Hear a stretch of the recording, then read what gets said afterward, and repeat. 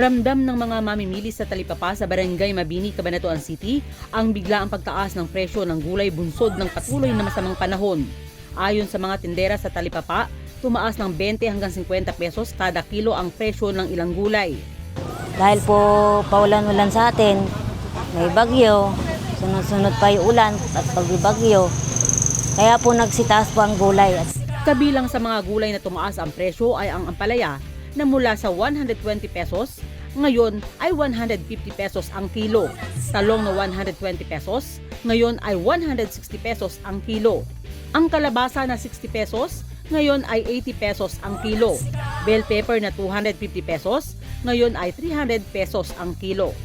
Habang ang repolyo na 100 pesos, ngayon ay 120 pesos. Sitaw na 30 pesos, ngayon ay 40 pesos na ang tali. Habang ang pechay Tagalog na dating 10 piso, ngayon ay 15 pesos na ang per tali. Ayon sa Department of Agriculture o ng DA, inaasahan nilang magiging matatag ang presyo sa kabila ng epekto ng bagyong Krising at habagat at wala pa raw hadlang sa transportasyon mula sa mga lalawigang pinagkukunan ng gulay tulad ng Benguet.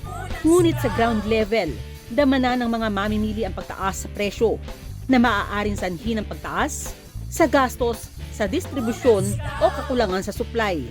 Hiling ng mga mamimili sa pamahalaan, mas mahigpit na pagbabantay sa presyo at sa mga posibleng mapagsamantalang negosyante ngayong tag-ulan.